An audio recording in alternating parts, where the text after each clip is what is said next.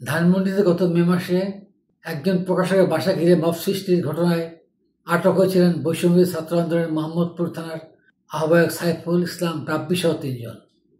তখন থানায় গিয়ে নিজের জিম্মায় তাদের ছাড়িয়ে নিয়েছিলেন জাতীয় নাগরিক পার্টি এনসিপির জ্যেষ্ঠ যুগ্ম মুখ্য সমন্বয়ক আব্দুল হান্নান মাসুদ। সেই সাইফুল ইসলাম সহ মোহাম্মদপুর এলাকার বৈষম্যবিরোধী ছাত্র আন্দোলনের 4 জনকে একটি হাসপাতালে চাঁদাবাজির ঘটনায় গ্রেপ্তার করা হয়েছে। গত 28শে সেপ্টেম্বর রোববার রাত 9:30টার দিকে মোহাম্মদপুরের বসির হাউজিং সিটি এলাকা থেকে তাদের গ্রেপ্তার করা হয় বলে পুলিশ জানিয়েছে। গ্রেপ্তার অপর 3 জন হলেন হাসিবুর রহমান ফরহাদ, আব্দুর রহমান মানিক ও আবু সুফিয়ান।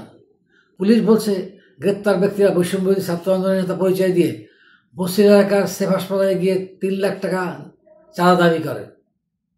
মোহাম্মদপুর থানার ভারপ্রাপ্ত কর্মকর্তা কাজী রফিক বলেন, চাঁদাবাজির এই ঘটনায় সেনাবাহিনীকে জানানো হলে তারা 4 জনকে আটক করে থানায় দেয়।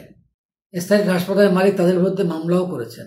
আগে সাইফুল ইসলাম রাব্বির নামে আরও একটি চাঁদাবাজির মামলা রয়েছে। এ ঘটনায় তাদের আদালতে পাঠানো হয়েছে। স্থানীয় সূত্রে জানা যায়, ওই দিন সন্ধ্যায় মোহাম্মদপুরের সেফ হাসপাতালে একটি মৃত শিশু জন্মগ্রহণ কেন্দ্র করে সমন্বয়ক পরিচয়ে এই চক্রটি 3 লাখ চাঁদা দাবি করেন। চাঁদা না দেওয়ায় হাসপাতাল মালিকের সঙ্গে বকবিতণ্ডায় জড়িয়ে পড়েন।